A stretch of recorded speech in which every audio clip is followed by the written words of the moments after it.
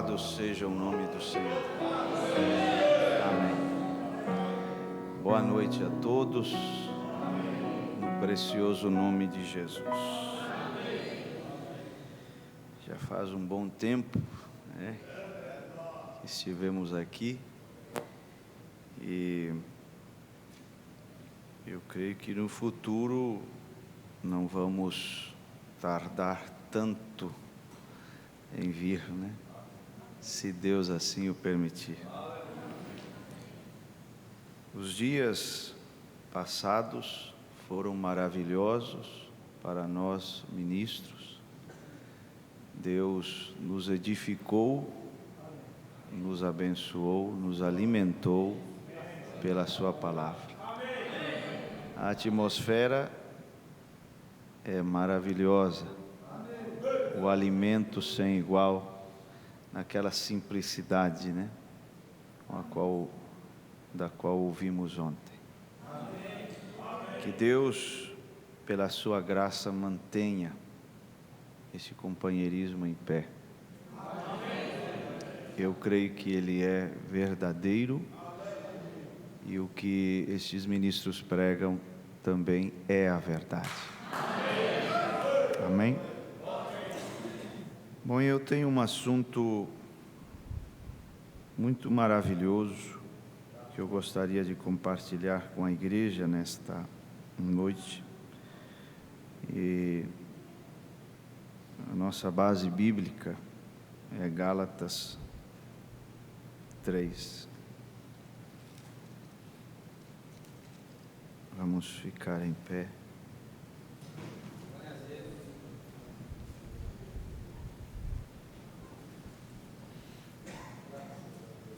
Quero que vocês prestem atenção a esta escritura.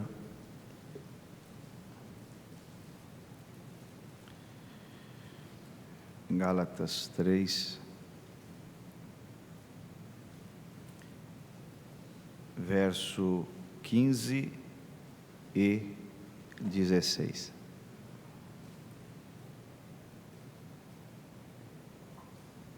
Irmãos, como homem falo. Se o testamento de um homem for confirmado,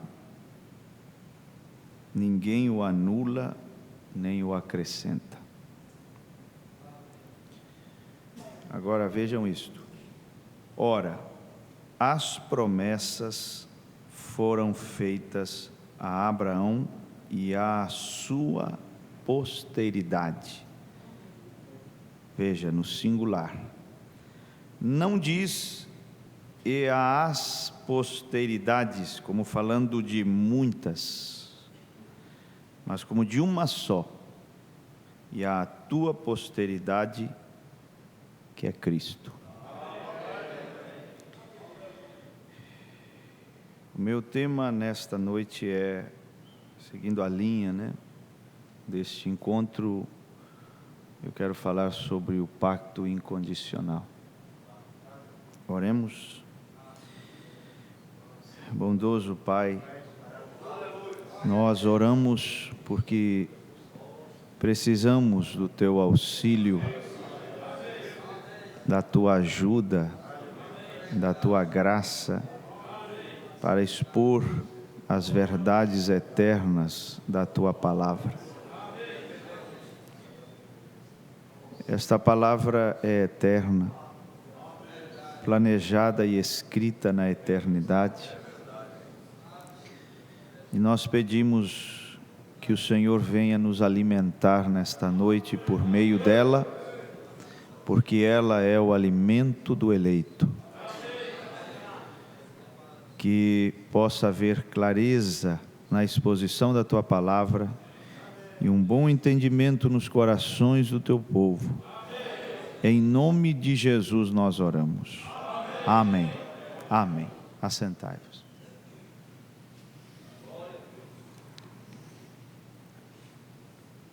Eu tenho aqui algumas mensagens que eu gostaria de citar e ler. A primeira é o único lugar provido por Deus para adoração. Parágrafo 67. Agora, eu vou pedir a todos, inclusive está sendo transmitido pela internet, está? Sim? Inclusive os que estão assistindo pela internet, que você me dê toda a sua atenção. Não vá se distrair, olhe para mim, olhe para cá, e preste atenção e procure captar aquilo que eu vou expressar aqui no púlpito. Este tema é muito essencial, é importantíssimo, e se você compreender isto arrancará fardos dos teus ombros, grandes fardos cairão por terra, porque este é o Evangelho de Paulo, da Bíblia, é o verdadeiro Evangelho de Jesus Cristo. E o profeta diz no parágrafo 67, quero que notem novamente, houve também 2 pactos que foram dados. Um foi entregue a Adão, o qual foi dado condicionalmente, como uma lei. Se tu não tocares nisto, então viverás, mas se tocares, morrerás. Havia condições. Por isso é condicional. Havia condições. Essa foi uma lei. Depois houve outra lei dada a Abraão, a qual foi por graça e sem condições. Por isso diz incondicional. Não há condições.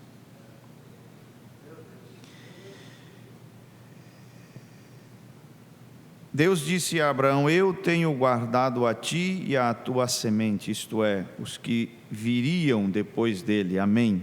Este último pacto é um tipo do Calvário, não é tipo do pacto de Adão, é um pacto abraâmico. Eu demorei muito tempo para entender esse assunto. Muito tempo mesmo. Porque quando eu lia sobre o pacto incondicional, eu me perguntava, como assim incondicional? Não há condições? Não há exigências? Deus não está exigindo nada de mim, não está pedindo nada, não há condições? E eu não conseguia entender. Até que um dia, depois do almoço, eu deitei um pouco e cochilei. E quando acordei, assim que abri os olhos, aquele entendimento explodiu na minha mente. E eu pude entender isto que eu quero passar para vocês nesta noite. É simples, mas é poderoso. Eu quero começar lá na eternidade. Como o irmão Brana diz, em algum ponto da eternidade, quando nem o tempo existia. Não existiam cores, não existiam ruídos, não existia nada, somente aquele ser eterno, que até mesmo naquele ponto da eternidade, nem sequer era Deus, porquanto não havia nada para que o adorasse. Ou seja, não havia manifestado ainda esse atributo. E o profeta diz que é a coisa mais estranha para se imaginar, aliás, algo impossível de se imaginar, porque não havia claridade. Você diz, então, era tudo escuro, não havia escuridão. Então era claro, não havia claridade. É a coisa mais estranha. É impossível de captarmos com a nossa mente finita, assim como também esse assunto da eternidade de Deus, como que Deus nunca começou. Até assim como que Deus não tem fim, ou uma eternidade para frente, né? Até é mais compreensível, aquilo não para, vai indo, vai indo, vai indo. Só que quando a gente pensa em um ser que nunca começou, nós, diz o profeta, que estamos acostumados a nascimento, morte, princípio, fim, fica muito difícil para entendermos isso. E naquele tempo, naquele certo ponto da eternidade, Deus, esse ser, ele não tinha forma, diz o profeta. E ele diz uma coisa tão interessante, ele diz, essa é a razão pela qual o povo de Deus não tem formalidades. Não é formal, ele dá liberdade ao Espírito Santo. Então, ali Deus não tinha forma, não havia nada criado, e a primeira coisa que Deus faz é um corpo para si. Aí já entramos no Logos. O Logos não é outra coisa que o mesmo Deus que não tinha corpo no começo, agora habitando em um corpo teofânico. Leitores da mensagem sabem que o profeta diz que aquele Logos era um corpo teofânico que Deus fez para si. Perguntas e respostas sobre Gênesis, o irmão Brana diz, Deus gerou aquele corpo. Deus deu à luz aquele corpo. E Deus, ao concentrar-se naquele corpo, divindade de Jesus Cristo, diz isso, creio que a crueldade do pecado também, né? Nessas mensagens ele diz que Deus fez aquele corpo e concentrou-se nele. Agora Deus em um corpo teofânico manifesta um segundo atributo, filho. Não é uma pessoa distinta. O mesmo Deus que não tinha corpo, ao gerar um corpo para si, é Pai. Então se concentra nesse corpo que Ele fez para si, e Deus em teofania é chamado Filho de Deus, não outra pessoa, mas o mesmo Espírito, agora em um corpo. Vamos dizer que um dos atributos mais difíceis, entre aspas, para Deus manifestar foi o atributo de filho. Porque um pai, ele olha para frente, porque seus filhos vêm depois dele. Mas um filho, ele olha para trás, porque tem alguém aqui atrás que o gerou, antes dele. Como Deus poderia ser filho olhando para trás, se antes de mim nenhum Deus se formou? Ele só poderia ser filho para frente, isso é o Logos. E aí você entra naquela escritura tão preferida pelos trinitarianos, que é o façamos. Se você vai ali em perguntas e respostas sobre Gênesis, você vê que quando o profeta diz, cita a escritura, né, façamos, ele diz quem? Ele diz pai e filho. Você já leu? Quem já leu isso aí? Façamos, diz quem? Pai e filho, porque ali era necessário o façamos, era necessária essa pluralidade, porque Deus tem uma pluralidade, como ouvimos, não de pessoas, mas de ofícios. Esse façamos era necessário que existisse, que ficasse impresso, que Deus usasse essa expressão no plural, porque isso nos dá a entender que Ele não está mais em seu estado original, como aquela grande fonte, sem forma, sem corpo. Agora Ele deu um passo à frente e manifestou também o atributo de filho, ao entrar na sua própria teofania. Então Ele gerou um corpo e isso o fez pai. E ao habitar na sua própria teofania, Deus em teofania, isso é o que diz o profeta, é filho de Deus. É o mesmo. São passos. É a mesma coisa como se dissesse assim: Pai, Filho, Espírito Santo. Este Pai é o mesmo Espírito Santo. Porque Maria concebeu do Espírito Santo. De quem a mulher concebe, esse é o Pai. Então o Espírito Santo é o Pai de Jesus.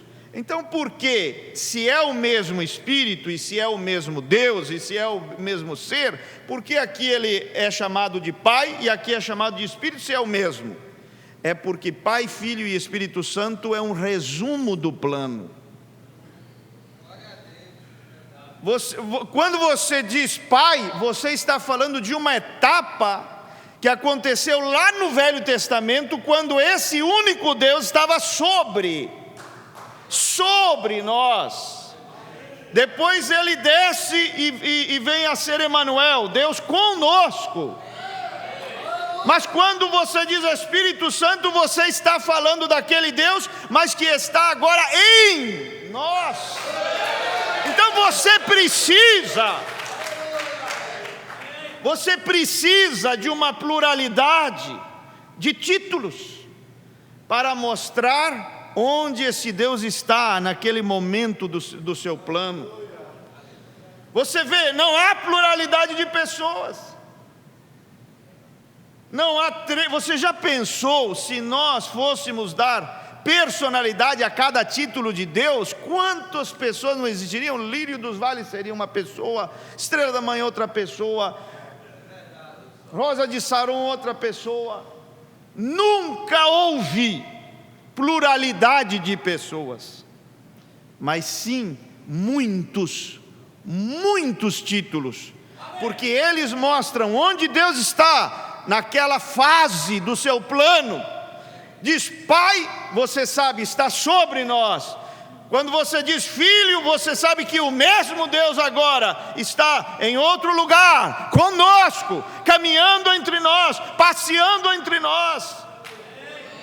Montou a sua tenda entre nós, diz o profeta. E quando você diz Espírito Santo, mudou o título, mas é o mesmo Deus e já está em outro lugar, dentro do teu coração.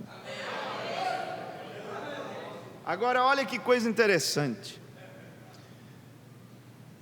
Esse Logos não era outra coisa que um corpo, Deus em um corpo teofânico, celestial, corpo que também nós temos. Deus tem 3 corpos e os filhos de Deus têm 3 corpos, em um sentido, né? Em um sentido, porque o terceiro corpo, que é o glorificado, é a mistura do terreno com o teofânico e torna-se corpo espiritual, ou corpo humano glorificado. Deus teve 3 corpos. Deus teve 3 corpos. Inclusive, cada nome de filho é um corpo diferente. Vocês notaram isso? Quando ele é chamado filho do homem, irmão, filho do homem é Deus em carne. Filho de Deus é Deus em teofania. Filho de Davi é corpo glorificado, milênio. Então ele fez um corpo para si. Aí ele disse: façamos. Precisava desse façamos. Eu estudei por algum tempo o hebraico. E quando chegamos no Gênesis 1, eu falei para o meu professor: eu não creio em trindade. Quando chegamos no façamos, ele quase caiu da cadeira. E assim: o senhor não crê em trindade? Não é bíblico. Não crê? Não. E ficou. Aí ele disse, sabe o que ele disse? O hebraico não dá brecha para a trindade.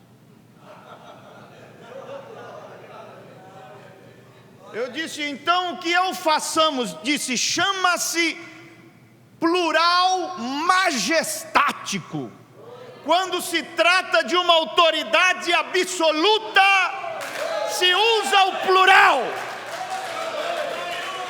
Como Adonai. Adonai não é singular. Adon é singular. Adonai é plural.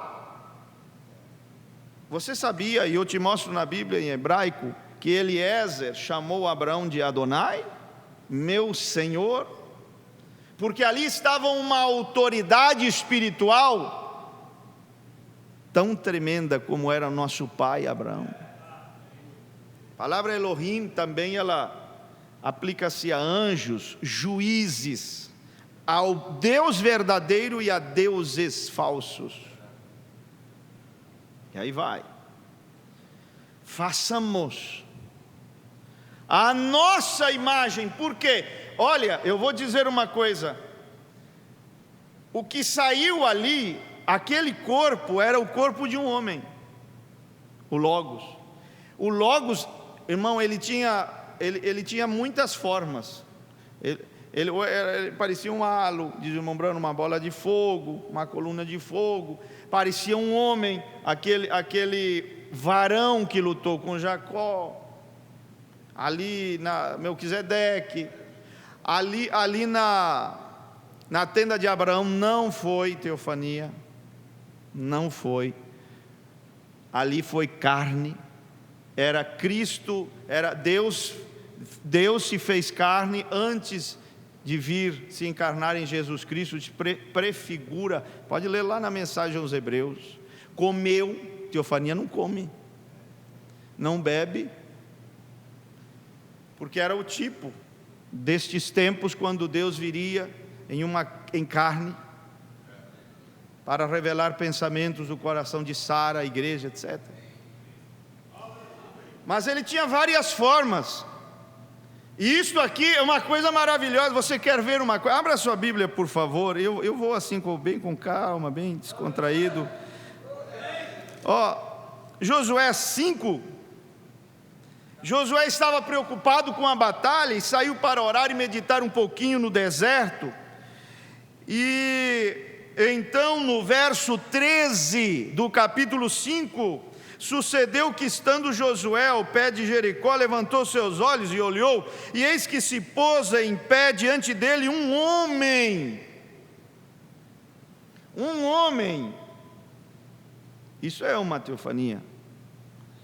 Um homem que tinha na mão uma espada nua, e chegando-se Josué a ele, disse-lhe: és tu dos nossos ou dos nossos inimigos? E disse ele: não, mas venho, presta atenção nessa palavrinha agora, venho agora como príncipe do exército do Senhor. Então Josué se prostrou sobre o seu rosto na terra e o adorou, e disse-lhe: que diz meu senhor ao seu servo?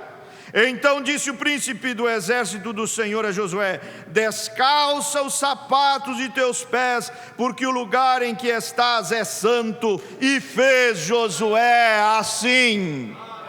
Agora presta atenção. Ele disse: venho agora como príncipe. A forma que o Logos assume é conforme a necessidade. Ali havia uma batalha, então ele vem como príncipe. Quando seu povo está doente, Ele vem como curador. Quando alguém precisa de salvação, Ele vem como Salvador. Mas agora eu venho como príncipe. Por quê? Porque há uma batalha. Nem o próprio Deus se atreveria a visitar um homem faminto, a não ser na forma de pão. Agora você precisa de um príncipe, então eu venho como um príncipe. Amanhã você precisa de saúde, eu vou vir como curador. Quando você precisar de perdão, você estiver cativo, eu te visito como libertador. Diz o profeta que quando ele foi visitar Gideão, parecia um velho, não é? Se Deus está conosco quando estão as suas maravilhas, um ancião com um cajado na mão, velho, teofania. Uma bola de fogo, um homem. E o profeta disse que o Logos, que o primeiro homem que existiu, foi o próprio Deus. Aquela teofania tinha a forma de um homem. Moisés viu as costas.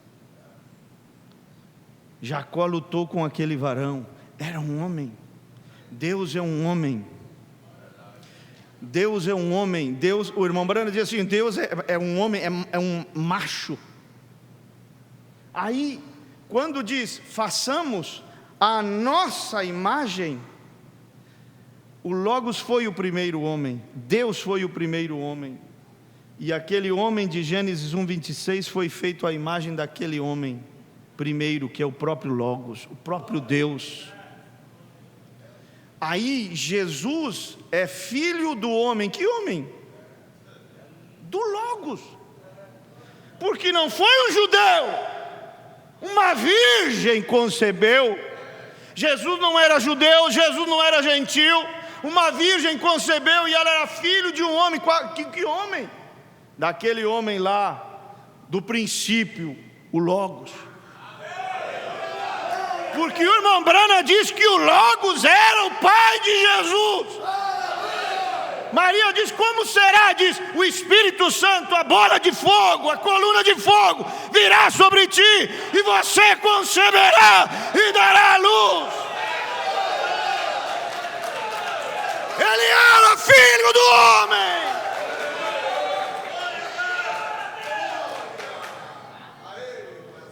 Aleluia! Aleluia! Aí você vê, então façamos a nossa imagem. E quando saiu alguma coisa, era macho e fêmea. Uma irmã falou assim: pastor, perguntou para mim, Deus é macho e fêmea? Porque quando saiu alguma coisa, a sua imagem era macho e fêmea. Puxou a ele. E eu disse: irmã, existe um mistério feminino em Deus. Ele está aqui sentado aqui nesta noite. Existe uma fêmea em Deus, é a igreja. Quando ele, aquelas rodas que giram, diz o profeta, né? Como Ezequiel, rodas, o plano em andamento, o trono andando, o plano andando. Ezequiel fala sobre isso, as rodas que andam, até que João já não viu mais rodas no trono, no Apocalipse, mas ali puxou alguma coisa e era macho e fêmea. Se eu tivesse tempo eu te mostraria que ali até está o modelo da verdadeira oração como macho e fêmea, que até nisso a gente é diferente da denominação, até para orar. Um dia eu quero que o irmão ore, que um dia eu quero vir, em nome de Jesus, para ter uma série de reuniões com vocês e compartilhar coisas tão maravilhosas que Deus tem colocado em meu coração, para a edificação da igreja. Vamos orar por isso, né? No tempo certo, no tempo de Deus, quando Deus quiser. que isso possa acontecer. Mas então eu disse, irmã, claro que existe uma parte feminina em Deus. Havia uma fêmea ali. A igreja. A igreja. Aí o que acontece? Aquele homem é trazido à carne, e aquele homem que é espírito, a imagem e semelhança de Deus, por isso diz nossa imagem, porque não era só um espírito sem corpo. Adão não era um espírito sem corpo. O irmão Branham diz que Adão ele tinha a imagem de Deus, então era um espírito em teofania também. Isso é o que o irmão Branham diz nas mensagens. Então quando diz nossa imagem, é porque Adão carregava a imagem do Pai, porque era um ser espiritual como Deus é espírito, e carregava essa aparência, essa imagem externa de bola de fogo, que era o Filho. Ele também era um espírito em teofania. Isso é o que diz o profeta. Então, aqui vem uma coisa interessante. Para esse homem espiritual, isso está em Casamento e Divórcio, eu não lembro o parágrafo, mas olha o que o irmão Branham diz. Para esse homem espiritual, ele ainda não tinha corpo físico. O corpo físico é Gênesis 2:7, do pó. Não tinha corpo físico, de carne, era um espírito. E para esse ser espiritual, Deus disse: multiplicai, frutificai. Como? Mostrando que o sexo nunca foi a intenção de Deus desde o começo. Os filhos, eles viriam por capacidades e poderes que havia no homem interior, espiritual, não no homem de fora, externo. Isso veio depois. Veja se não é o que eu estou dizendo. Gênesis 1, para um homem espiritual, sem um corpo de carne, para um homem espiritual, aí você vai lá em Casamento e Divórcio, e o irmão Branham diz, eram poderes espirituais que trariam os filhos, porque aquelas duas árvores não são outra coisa senão duas formas diferentes de trazer filhos ao mundo. Eu tenho que me cuidar, a gente está em um auditório misto, mas um dia eu preguei sobre o mistério da porção dobrada e mostrei para a igreja que Salomão compara a noiva, né? Ele diz, é como um jardim, né? Como um jardim regado, ali no livro de Cantares, e você vê que no mesmo jardim estão as duas árvores. Captou?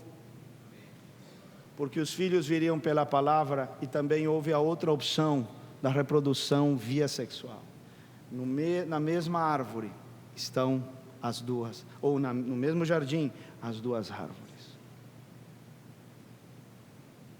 Duas formas diferentes de trazer filhos, era o que representavam aquelas árvores.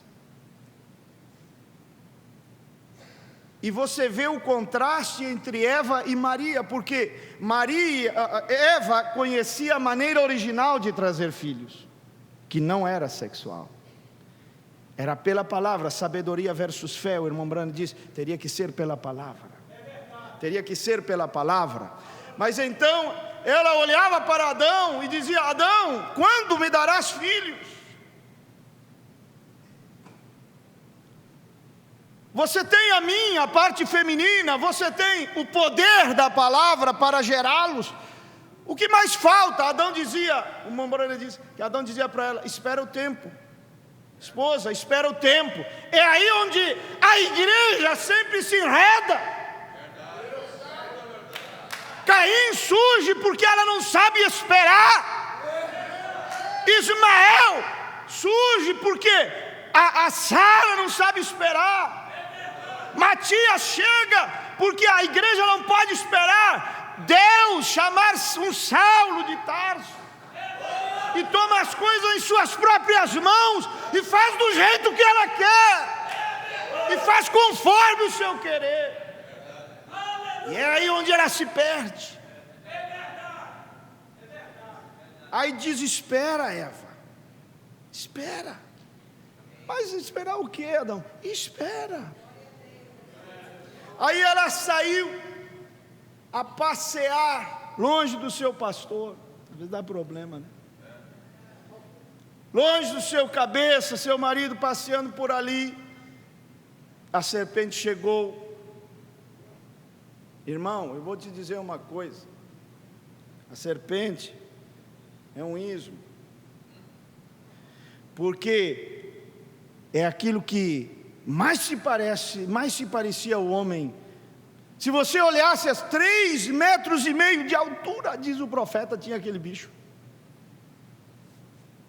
Como um homem. Se você olhasse a serpente de frente, de costa, de lado, ela parecia um homem. 3,5 metros de altura. Na mensagem Semente da Serpente você encontra a estatura dela.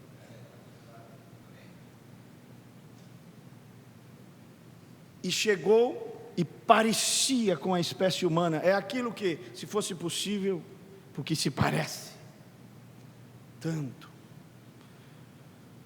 O profeta diz: o diabo não poderia usar um chimpanzé, um cavalo, alguma outra coisa. Não, nenhuma denominação. É aquilo que mais se parece para enganar. Aí, olha o que aconteceu. Eva conhecia a maneira original de trazer filhos, mas lhe foi revelada a maneira permissiva, sexual. Quando chegamos a Maria, é o inverso. Ela conhecia a maneira permissiva, mas não conhecia a original. Diz assim, como será? Você vai ter um filho, como que tem filho? Se eu não conheço, você sabe o que é essa palavra conhecer? Diz, havia uma árvore do conhecimento. Gênesis 4:1 diz, e Adão conheceu. Algumas Bíblias diz, teve um relacionamento íntimo com a sua esposa. Conhecer fala de intimidade. Tira esses homens para que os conheçamos, disseram os homossexuais de Sodoma. Maria disse, eu não conheço, quer dizer, nunca tive intimidade com um homem, sou virgem. Não conheço intimidade. Você vê que ele virará para um grupo de pentecostais e dirá, nunca vos conheci. E eu citava errado essa escritura, eu dizia assim, não vos conheço, e a Bíblia não diz isso. A Bíblia diz nunca. Quando vocês estavam no mundo eu não conheci vocês. Quando vocês vieram para a igreja eu não conheci vocês. Quando vocês pregaram o evangelho eu não conheci vocês. Quando vocês curaram enfermos, expulsaram demônios, eu não conheci vocês. Nunca vos conheci. Não sois dos meus atributos. Nunca, em nenhum instante. É aí, irmão, é aí que eu entendo o que é o sai dela, povo meu. O que é o sai dela, povo meu? Sai dela, povo meu, é isto. Existe um homem do tempo no púlpito e um atributo eterno no banco da igreja. Ali está aquele homem que é do tempo, e ali está no banco um homem que veio da eternidade, uma mulher que veio da eternidade, uma moça que era um atributo de Deus e veio da eternidade. Como é que esse homem do tempo, como é que esse homem que não esteve nunca na eternidade vai preparar um atributo de Deus para o arrebatamento? Sai dela, povo meu!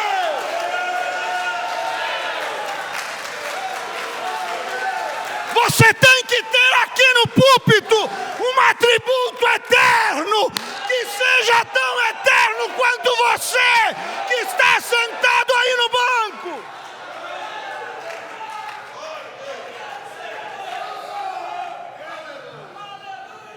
Ou você, como que a linguagem é outra? É uma galinha cacarejando quando você está esperando o grito de uma águia. Aí Jesus falou para eles assim, por que não entendeis a minha linguagem? Não é o idioma não, que eles entendiam o idioma de Jesus, mas a linguagem espiritual que ele falava era outra, eles não estavam entendendo. Claro, eles eram do tempo. Você acha que o mundo religioso entende atributo de Deus? Eles são do tempo. Denominação é do tempo. Denominação nunca veio da eternidade, mas a noiva veio. Aleluia! Glória! Claro que você tem que sair. E se neste momento houver alguém que está engaiolado em uma gaiola batista, assembleiana, metodista, católica, espírita, sai dela, povo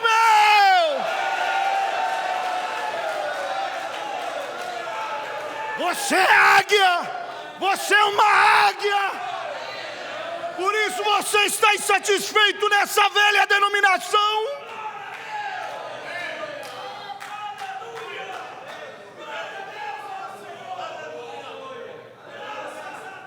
Aleluia! Aleluia!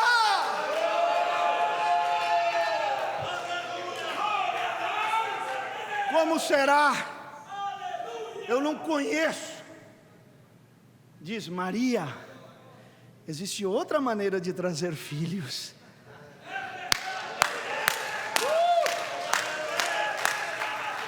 Existe outra maneira de trazer filhos. Como que é? O poder de Deus. O diabo é um frustrado. Apesar da queda, de toda a desgraça que ele trouxe, ele não conseguiu impedir que Deus trouxesse seus filhos pela palavra. Aleluia! Porque o novo nascimento é isso. Nascer da água e do Espírito. O que é nascer da água e do Espírito? O irmão Branham disse. Tem gente que pensa que nascer da água é batizado em nome de Jesus nas águas. Não tem nada a ver. Nascer da água, a água é a palavra, Efésios 5:26. A água é a palavra. E é o Espírito Santo tomando a palavra da hora e vivificando-a no teu coração. E Ele te dá uma nova vida, porque a palavra é vida, e o Espírito é que dá vida, a carne para nada aproveita. Onde esteve, sempre que você encontrou a palavra e o Espírito, e aqui está uma coisa, irmão, o Espírito é antes do que a palavra. Tem gente que pega a palavra e faz um pirão.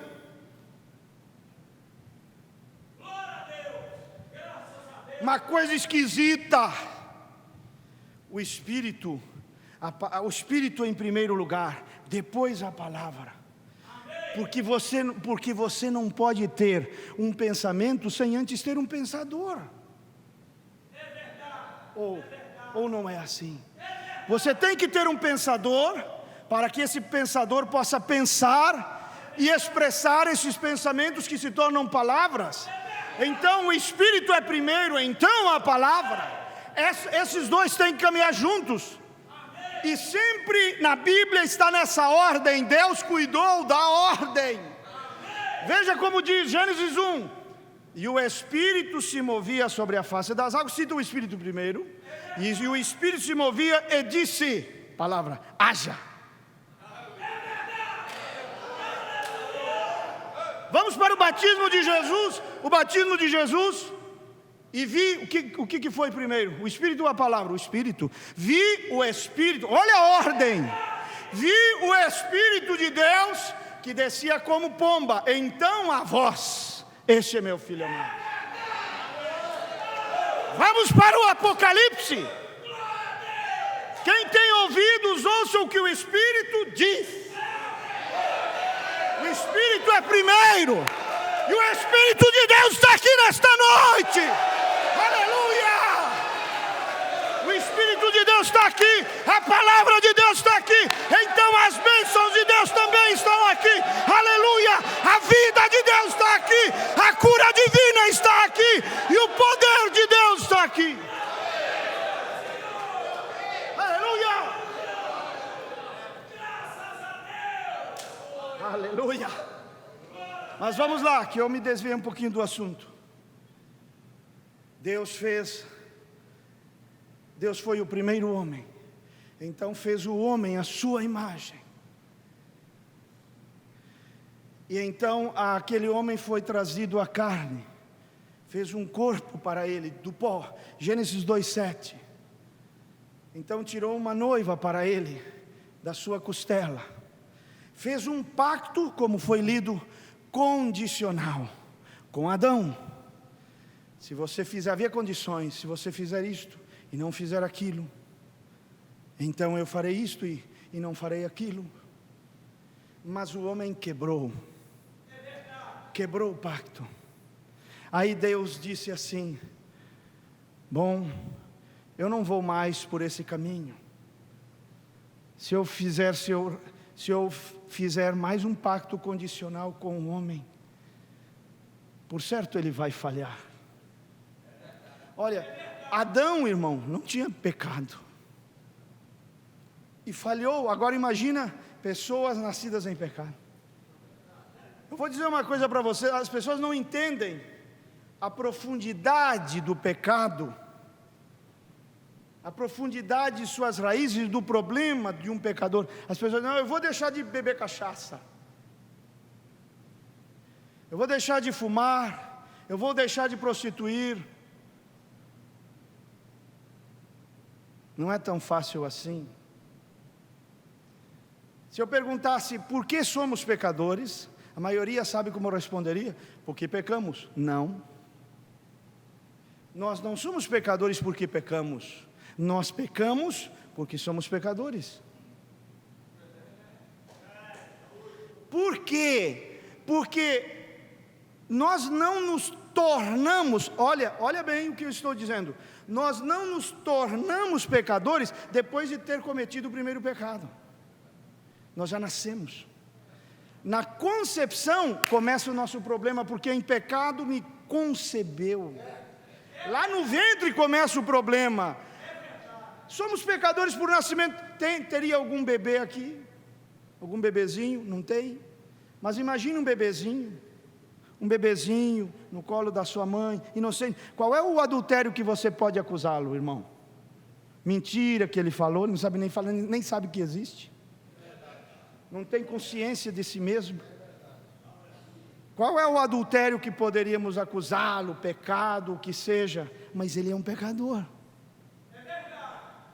Não é que ele se torna um pecador depois de cometer o primeiro pecado, falar a primeira mentira. Ele já nasce, desde a concepção, em pecado me concebeu. Então a pessoa diz assim: não, eu vou deixar de fumar e de beber. Tudo bem, existem pecadores que fumam e você é um pecador que não fuma. Existem pecadores que bebem cachaça e você é um pecador que não bebe cachaça. É só isso.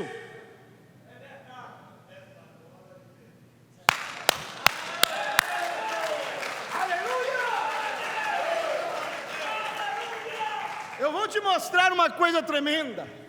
Porque o homem começou a falhar e Deus disse: como é que eu vou fazer? Se eu fizer um pacto com o homem, ali estava, imagina, Adão sim, se tornou pecador depois de cometer o primeiro pecado. Nós não, antes de cometer o primeiro pecado já éramos, por natureza.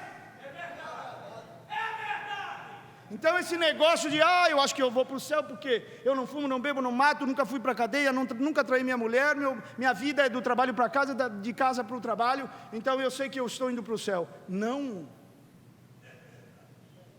Você precisa de um Salvador. Você é pecador por nascimento. Aí Deus falou assim: como é que eu faço? Adão falhou, o pacto condicional falhou. Então ele diz: a única solução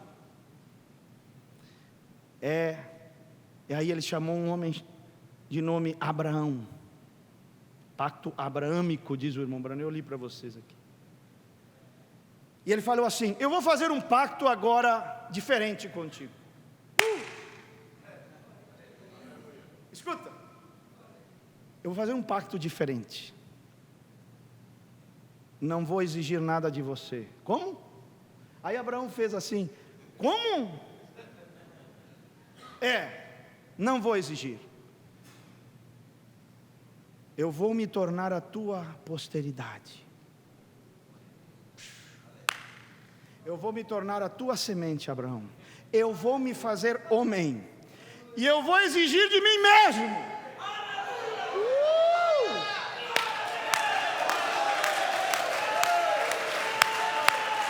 Esse é o pacto incondicional. Quando eu preguei em Goiânia, lá no Pastor Nelson, essa pregação, um irmão veio e diz assim: irmão, por isso eu digo, isso aqui é libertador, isso aqui tira fardos. Diz: eu exigia tanto de mim mesmo, quando nem Deus está exigindo coisa de mim. E não fique com medo, que você não vai mal interpretar isso aqui, que eu vou te explicar bem certinho. Você não vai sair aqui com coisa pensando o que não deve. Mas eu vou te explicar por quê. Porque por isso a Bíblia diz: não vem das obras. Sabe que um dia eu estava pregando numa casa, tinha talvez 20, 30 pessoas. Pela primeira vez eu estava ali. Então eu olhei para a audiência e eu disse assim: as irmãs que estão aqui não são salvas porque não cortam o cabelo. E vocês não são salvas porque usam saia. E vocês não são salvas porque não se pintam. Fez assim, irmão, ó. A atmosfera, eu digo, eu já captei na hora o nível de entendimento daquela igreja. Percebi na hora. Aí eu falei assim, aí começaram assim a se olhar. Eu disse assim, eu falei alguma bobagem? Vamos para a Bíblia, eu vou te convidar, já que estamos nisso, Efésios 2, só para você ver que coisa linda. Efésios 2, 8 ao 10. Eu digo, abre a sua Bíblia, eu vou te mostrar que isso é verdade. Você não é salvo porque não fuma, você não é salvo porque não bebe, irmã, você não é salva porque não corta o cabelo, isso aí não é o que te salva. Aí fica, você sabe que jogar isso num grupo assim da mensagem, e eles já quase te apedrejam. Mas é a verdade. Vou mostrar para vocês aqui. Olha o Paulo aqui, 2:8 de Efésios. Porque pela saia sois salvas. É assim que diz na sua Bíblia? Pelo cabelo comprido, pela maquiagem, pela abstinência de bebidas, pela graça. Isso deve estar bem entendido. Pela graça sois salvos, por meio da fé. E isto não vem de vós, é dom de Deus, não vem das obras. O que quer dizer isso? Que não vem de nada do que você faz ou deixa de fazer. Amém? Não vem das obras, nada do que você faz ou deixa de fazer. E onde entram as obras aqui, pastor? Vamos para o verso 10. Porque somos feitura sua, criados em Cristo Jesus para as boas obras. Então, irmã, você não é salva porque não corta o cabelo. Você foi salva para não cortar o cabelo.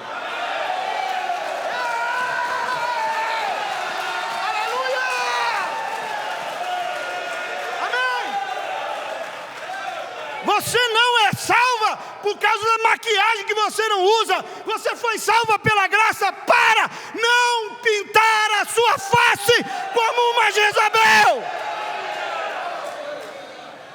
Você não é salva porque usa uma saia, mas você foi salva pela graça para usar uma saia. Isso é o Evangelho. Isso é o Evangelho de Paulo.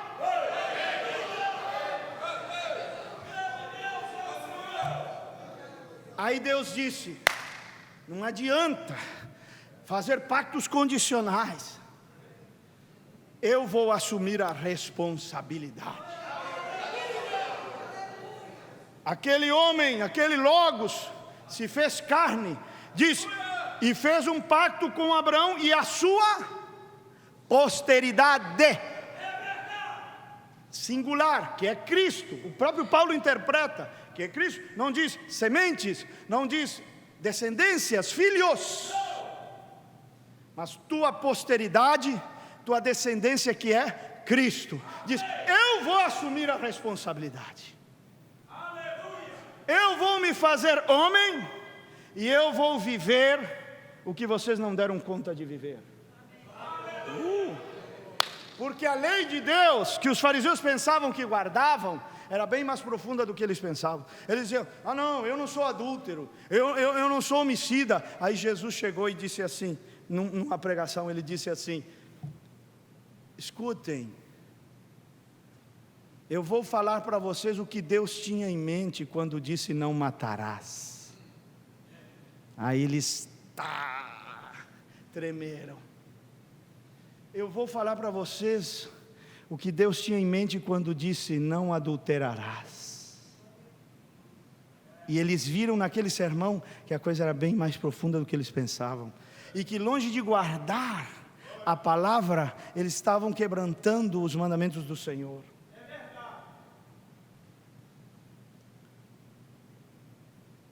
Então, prestem atenção nisto. Veio aquele perfeito, aquele que viveria uma vida que nunca nenhum de nós poderia viver. Não, irmão, entenda isso, não pode ser pelas obras, porque para Deus te salvar pelas obras, você nunca poderia pecar, nem em olhares, nem em pensamentos, nem em palavras, nem em ações, porque Deus exige perfeição absoluta. Quem dá conta aqui? Do púlpito ao porteiro, todos nós estamos no mesmo barco, condenados. Teria que vir um cordeiro, teria que vir um homem que nunca pecasse, que nunca errasse. Como é que podem anular esse homem? Esse Cristo hemorrágico, como dizem, falsos. Esse Cristo é amado, é o noivo da noiva, é o esposo. Porque há um Cristo palavra, sim, Senhor, mas há um Cristo homem, porque esta palavra se fez carne. Pega uma tesoura, pega uma faca, corta as páginas desta Bíblia, corta o pergaminho, não sangra. Tinha que ser uma palavra que pudesse sangrar. Diz, vós examinais as escrituras, papel, pergaminho, escrituras, Cristo palavra, Deus em forma impressa, examinais as escrituras, e elas, as escrituras, testificam de mim, o homem. Ele está fazendo hoje intercessões por você. Nós falávamos hoje no carro, é a graça que nos sustenta. Nós vamos chegar do outro lado, não haverá mérito em nós, não foi a força própria, não há força própria que te ponha no rapto. Sabe por quê, irmão? Ele disse, Pedro, eu sei que você vai falhar, eu sei que você vai errar, eu sei que antes do galo cantar você vai me negar, mas eu tenho rogado por ti. Olha a intercessão dele por você. Há um intercessor. Se eles não o querem, eu o quero. Há um intercessor. Eu tenho rogado por ti, para que a tua fé não falte. Às vezes falta emoção, às vezes falta dinheiro, às vezes falta saúde, às vezes falta tanta coisa, mas a fé não falta. Porque pela intercessão dele, a tua fé está firme. Não há diabo que te tire do caminho do Evangelho. Evangelho.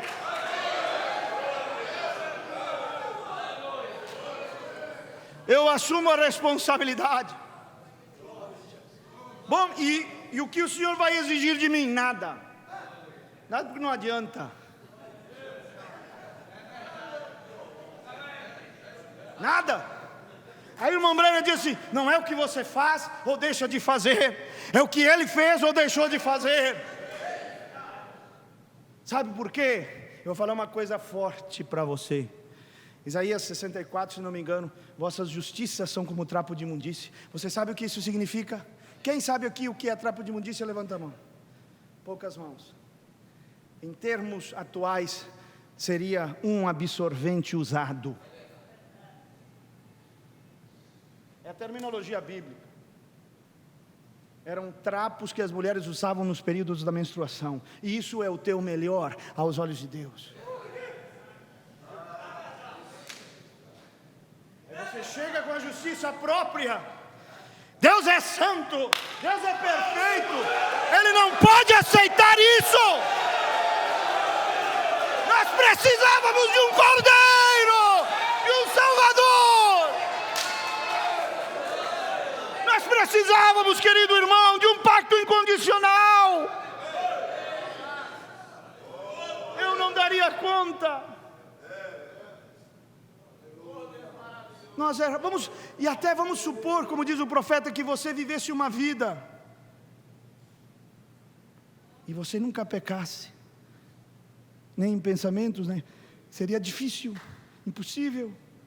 Mas mesmo que isso acontecesse, ações não é o que te tornam pecadores, é a natureza que você carrega desde o nascimento. Não ia adiantar nada igual.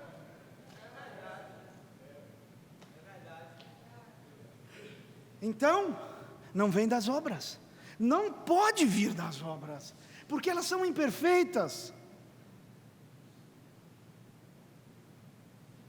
Teria que vir um perfeito, e aqui está. Você quer saber de uma coisa?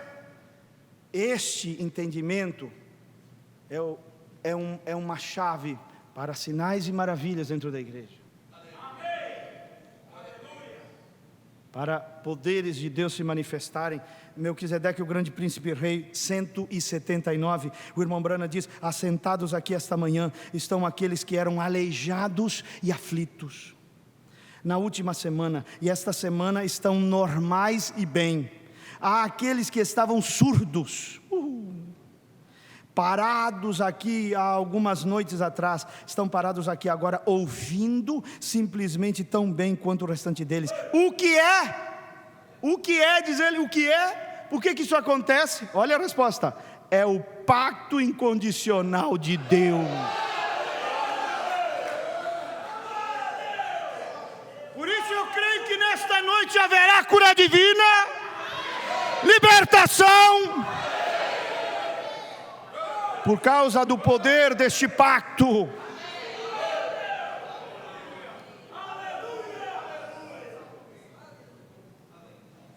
Irmão, você precisa de um Salvador. Eu estava pensando assim: reencarnação. Irmão, pode reencarnar 1000 vezes, vai nascer do sexo do mesmo jeito, vai nascer pecador do mesmo jeito. O que adianta?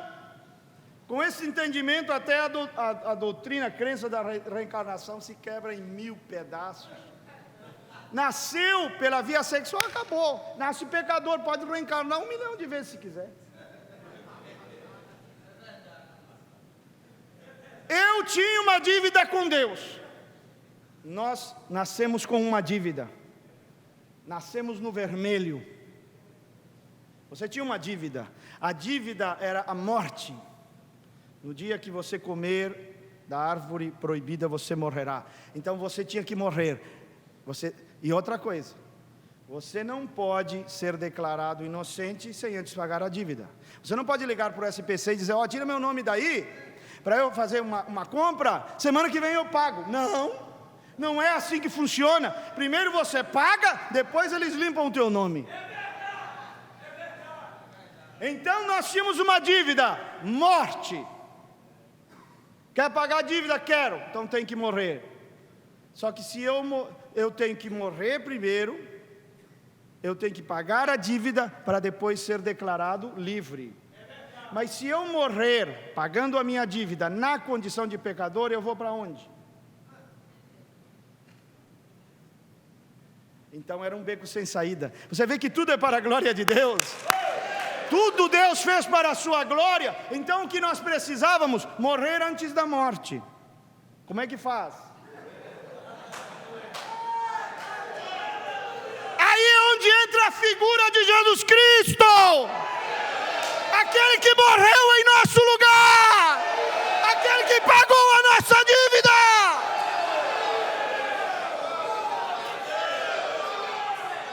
Nele eu morri antes de morrer. Eu não sei quando que eu vou morrer, mas nele eu já morri e a minha dívida foi paga. A tua dívida foi paga. A tua dívida foi paga.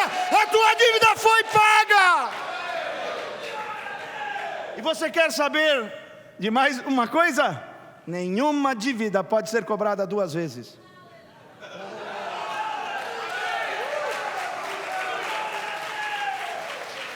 Aí a loja liga para você e diz: Você tem 6 meses que você não paga. Diz: não, eu paguei, tem aqui os comprovantes.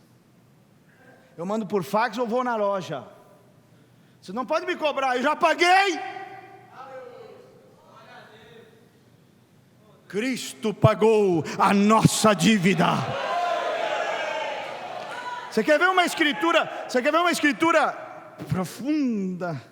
Olha, Romanos 1. Eu nem sei a hora que é. Aqui. Só mais 2 horas e terminamos. Eu estou desfrutando, irmãos. Eu nem comecei o assunto. Olha, Romanos 1.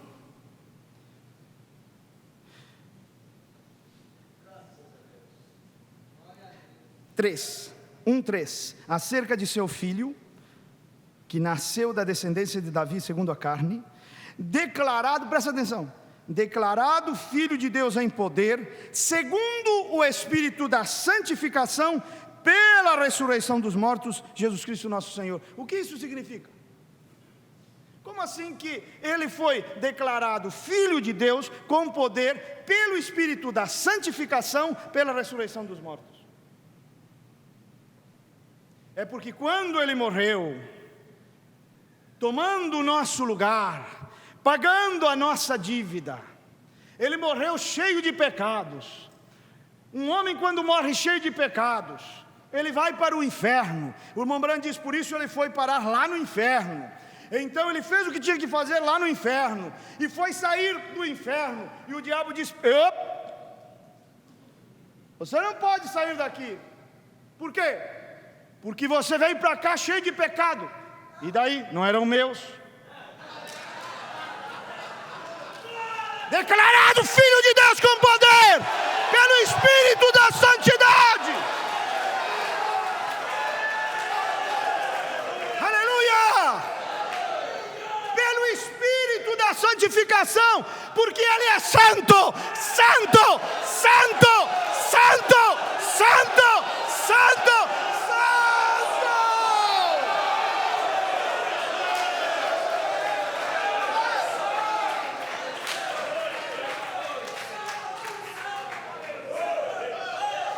Ressurreição, entendeu? Pela ressurreição e pelo Espírito da santificação, não eram deles os pecados. Diz: diabo, você não pode me reter aqui, não eram meus. Ele tomou o teu lugar. Esses dias eu disse lá em Chapecó, eu disse assim: sabe por que Jesus foi abandonado ali na cruz? Eli, Eli, lama sabachthani, Deus meu, por que me abandonaste? Sabe por quê? Para Deus não ter que te abandonar hoje. Então, tira esses pensamentos, que Deus te abandonou, que Deus não se importa por você, Porque Ele abandonou seu filho lá para não ter que te abandonar aqui.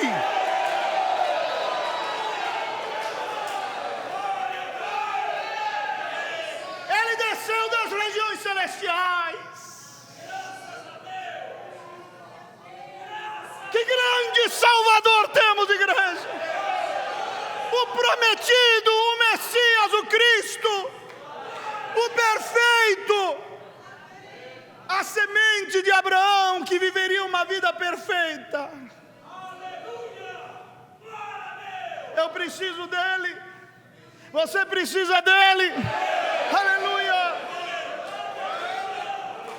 Sabe por que crentes da mensagem estão indo para psicólogos hoje?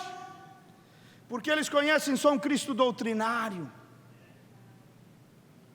Eles não conhecem o Cristo pessoal, pessoa. Aí quando você tem problemas, você quer uma pessoa para conversar, para desabafar. Então você corre para um psicólogo. Mas se você tivesse experiência com esse ser, com esse homem, com essa pessoa, você correria para ele e ele aliviaria as tuas cargas.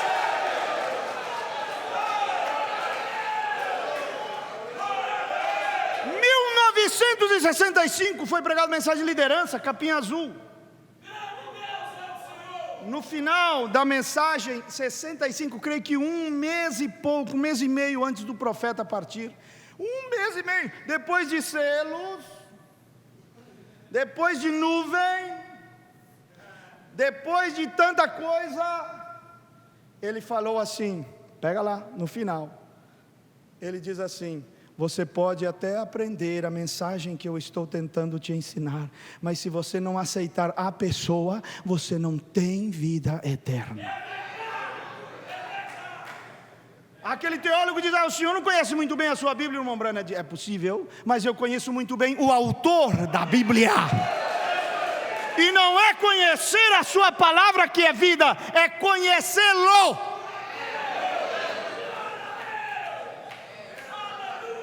O irmão Branham nunca perdeu a visão desse Cristo pessoal. Ele amava essa pessoa maravilhosa, Jesus Cristo.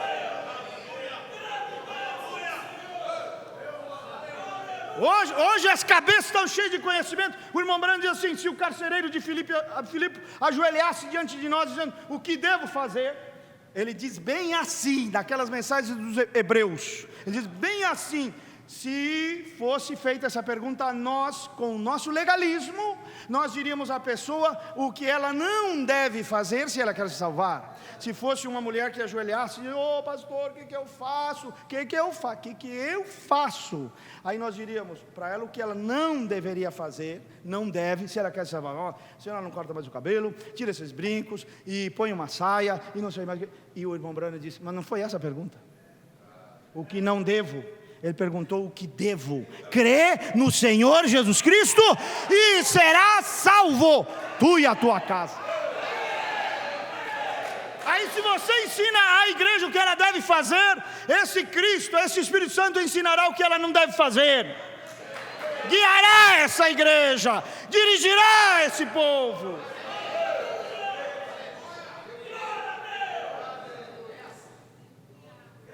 Deus ama você. Você é a menina dos olhos de Deus. Você é a escolhida. Você é a esposa do Cordeiro.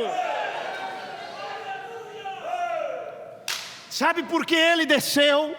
Sabe por que ele veio? Você que às vezes pensa que não vale nada. Você que às vezes se sente um coitado, um desprezado, pequeno, minúsculo.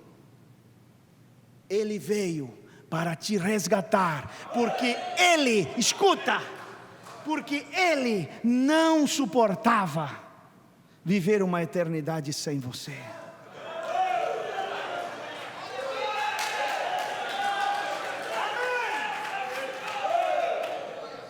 Ele não podia suportar essa ideia.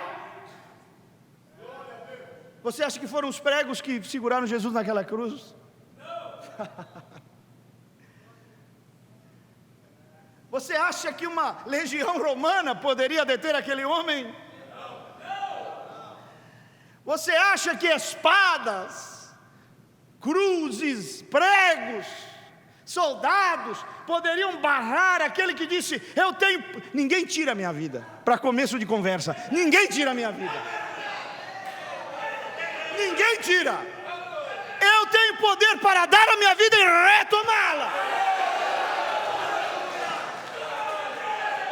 Então não foi legião romana que segurou ele na cruz, não foi prego, não foi soldado, não foi força militar. O que segurou ele na cruz foi o amor que ele sentia por você.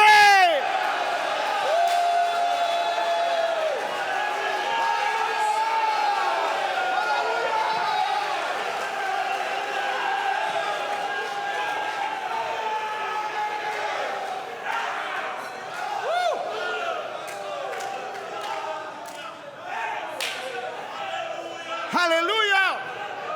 Aleluia! Olha o que ele diz aqui. Hebreus 7, segunda parte, 156 em diante, não vou ler tudo. Vocês se lembram do pacto incondicional que Deus fez com Abraão? O que ele fez aquela tarde quando Deus disse, Abraão disse: deixe-me ver como tu vais fazer isso.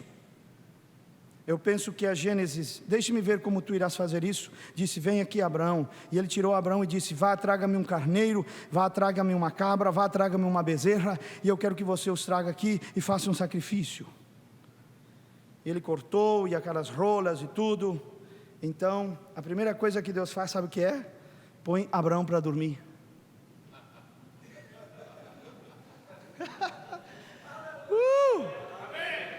Olha aqui. Aí Abraão assim: Senhor, ali está o sacrifício. E ele enxotando as aves, os pássaros, esperando Deus chegar. Agora, Senhor, ali está o sacrifício. Como tu farás isto? Eu não sei como tu irás salvar o homem de sua própria vontade. Eu não sei como tu irás fazer isso. Como podes fazer isso, Senhor? O Senhor disse: agora observe, Abraão, você é um profeta, você é espiritual, você entenderá sobre o que eu estou falando. Correto, Senhor, eu quero ver. Então disse: suba aqui agora, ponha-se aqui embaixo, enxote os pássaros.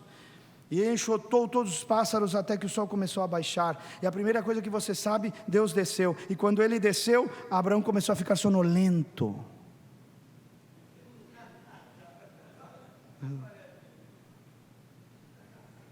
Por quê? Tipo, sombra. Por quê?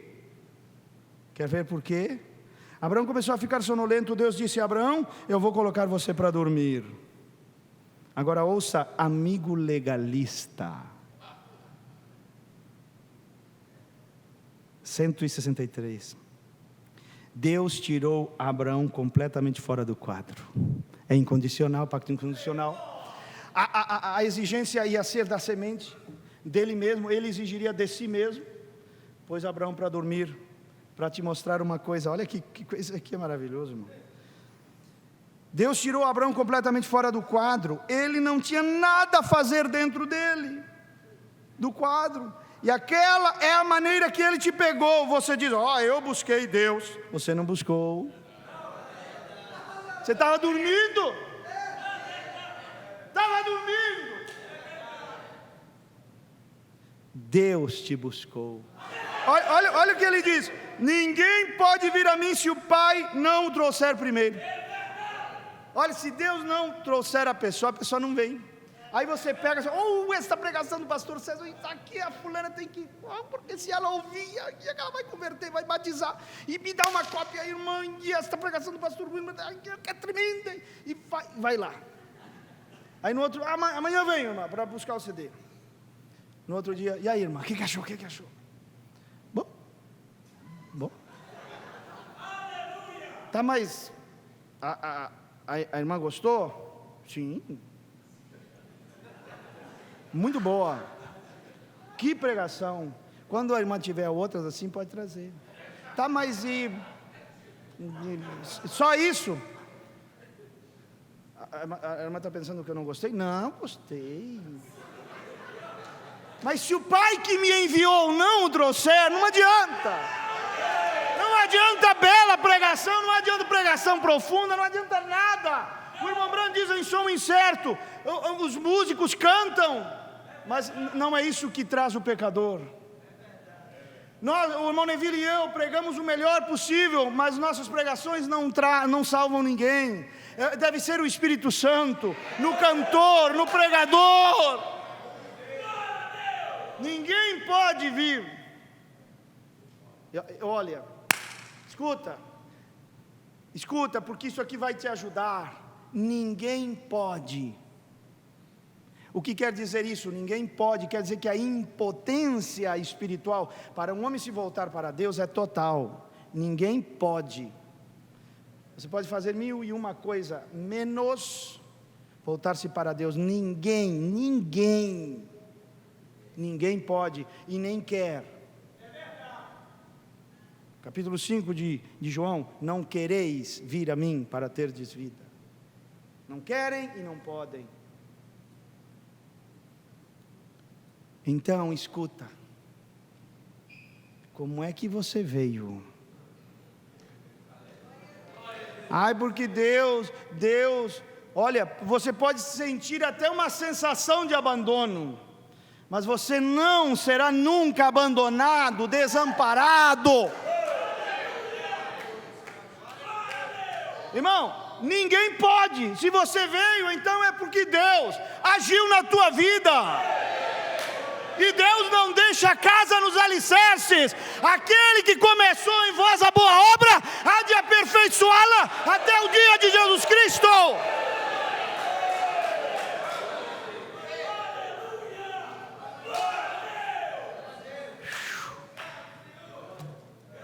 Aquele perfeito veio, um pacto com Abraão e a sua posteridade. Deus falou assim: olha, não vou exigir nada de você, porque não dá. Vocês são imperfeitos, caem, erram, pecam. Eu vou exigir de mim. Eu vou me fazer homem e vou exigir de mim mesmo.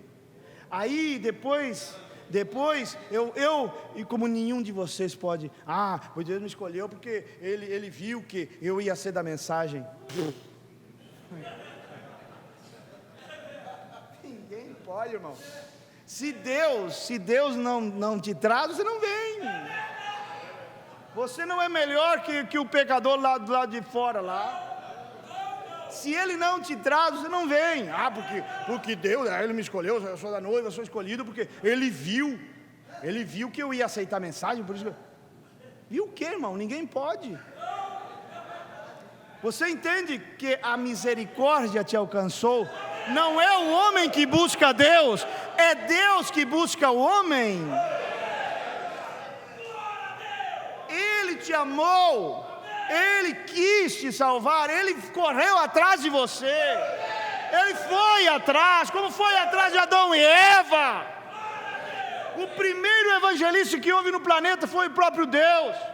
Quando Gabriel chegou lá e disse: Deus, a tua família se afastou da tua palavra. Gabriel, fica tranquilo, o eleito vem.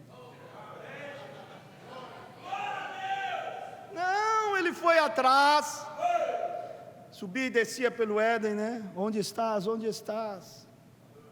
Pregando, onde estás? Até alcançar a família perdida, a ovelha perdida. E o profeta pega essa passagem e diz: devemos ter um programa para ganhar almas.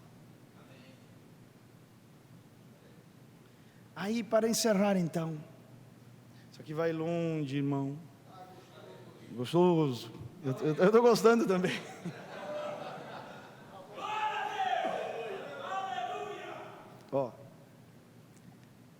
Aí, ele vive uma vida perfeita. Que coisa tremenda, perfeito. Nunca errou, nunca pecou, nem pensamentos, olhares, ações, palavras, nada. 33 anos e meio de perfeição absoluta. Aí Deus fala assim: você pode crer nele? Aí você diz: por que, Senhor? Porque se você crê nesse homem, há uma palavra chamada imputação. Romanos 4. Se você crê nesse homem, aleluia. Se você crê nesse homem, eu deposito na tua conta a justiça dele, a retidão dele, a perfeição dele, tudo vai parar na tua conta. Eu te dou um manto de justiça, Isaías 61:10. Um manto de justiça. Isso é justificação pela fé. Justificação não é um processo, irmão. Eu não vou entrar nisso, senão vai meia-noite mesmo. Um dia eu prego para vocês justificação pela fé. Não é um processo, é um ato declarativo de Deus, é uma coisa instantânea, sem obras. Romanos 4, sem obras. Porque que obras? Você vai apresentar o seu trapo de imundície para Deus? As únicas obras que são consideradas dentro do perímetro da justificação são as dele, que são as perfeitas. Só que vem a tua fé nele. Então, você já fez transferência bancária? Teus pecados vão parar na conta dele, né? E a justiça dele, a perfeição dele, a retidão dele vai parar na tua conta. E ele te dá um manto de justiça. Aí você pega esse manto e ajoelha para orar. Aí a Bíblia fala assim: a oração do justo tem muito poder, pode muito de seus efeitos. Aí você diz: porque eu sou uma coitada, porque eu era, porque... E não é vista o manto, irmão. Porque quando você veste o manto aí de justiça, põe esse manto ao redor da tua alma e vai ajoelha para orar. Quando Deus olha para você, é como se estivesse vendo o próprio Cristo. Você sabe que o irmão Brano diz isso na mensagem, sabe? Como se Jesus mesmo estivesse orando, sabe ou não sabe? Por quê? Porque ele te olha através do manto. Você é tão perfeito como ele, tão reto como ele. Eu não tenho medo do julgamento. Você acha que Jesus teria medo do trono branco? Se aquele homem, aquele cordeiro chegasse ali, diante do trono branco, e Deus dissesse assim: vou examinar os seus pensamentos, 33 anos de vida, você acha que ele acharia pecado ali? Vou examinar então se esse homem pecou com palavras, não houve engano na sua boca. Vou examinar as obras, ações, reações desse homem, nunca pecou. E quando eu pego a retidão dele pela fé, a justiça dele, a perfeição dele, e vou diante de Deus, Deus não acha falha em mim, Deus não acha imperfeição em mim. Eu preciso desse cordeiro, eu preciso desse salvador, eu preciso desse representante.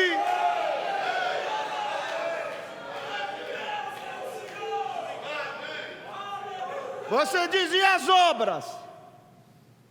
Se é pela fé sem obras, então a gente pode viver de qualquer jeito. Irmão, para começar, ninguém pode vir a mim. Se você vem, é porque ele já começou a operar na tua vida. De que forma? Ezequiel 36, ele te dá primeiro, são duas coisas: um espírito novo, um coração novo. Essa é a regeneração. E com esse coração novo você começa a compreender as coisas espirituais, porque o homem natural, 1 Coríntios 2,14, não compreende as coisas do Espírito de Deus. Não só não compreende, mas lhe parecem loucura. Como é que é? A igreja de vocês, não, a mulher não pode cortar o cabelo. Ai, que loucura!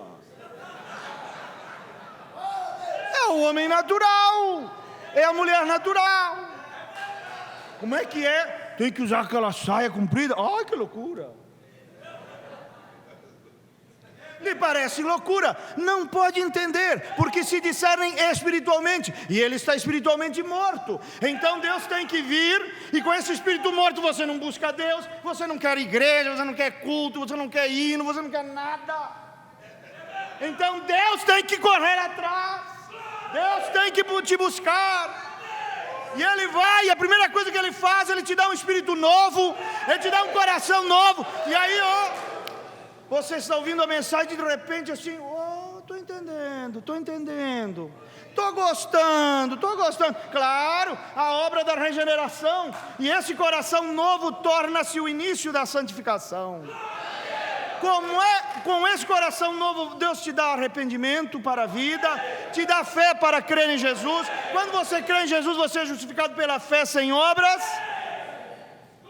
E esse coração novo, você acha que esse coração novo vai desejar cigarro? Mundo? Novela? Então não tem erro, irmão. Não tem perigo. Com esse coração novo, aí você vai com esse coração novo e vai se santificando, e orando, e buscando, e amando, e gostando das coisas de Deus. Aí chega na outra parte de Ezequiel 36: e porei dentro de vós meu Espírito. Ele sela. Vou parar aqui porque já está tarde, né?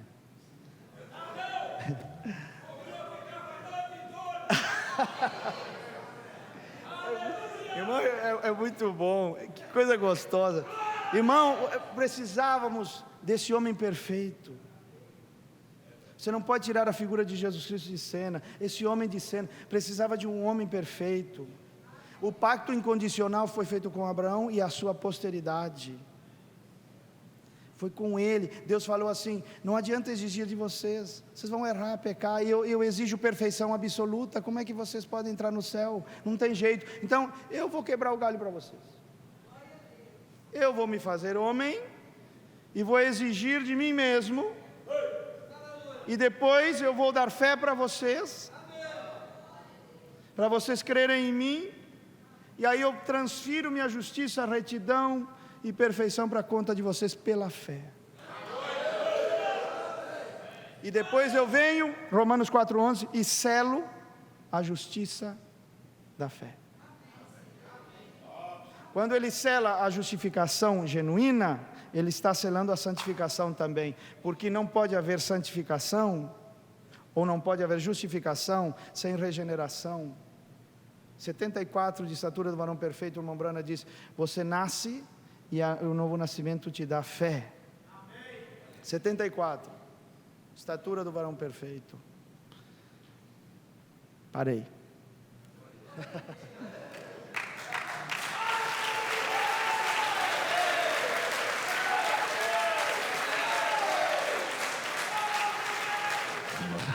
Vamos levantar nossa mão e dizer: Tu és formoso, és majestoso, tua glória enche a terra, enche este lugar. Tu és formoso, és majestoso, tua glória enche a terra, enche meu coração. Pai querido, me sinto muito feliz, muito agradecido. Eu não tenho palavras para dizer, porque acabou as palavras. Não existe palavras nem neste vocabulário, nem em vocabulário algum para dizer o quanto o Senhor é bom. Ainda de manhã eu dizia aos meus irmãos aqui, em tua presença: tu és infinitamente melhor, infinitamente maior do que nossa mente pode imaginar. Só te pedimos, ajuda-nos a viver aqui de tal maneira que possamos fazer o mínimo que poderíamos fazer, pelo menos glorificar o Senhor através das nossas vidas. Dá-nos uma noite e um descanso, e se houver uma manhã, deixa-nos viver um dia melhor, Senhor, com uma compreensão muito maior de quanto o Senhor é bom para nós. Mais uma vez pedimos por esses que estão na internet, por este casal de visitante aqui hoje à noite, esta senhora, este senhor, ajuda eles. Eles só estão aqui porque o Senhor os trouxe aqui.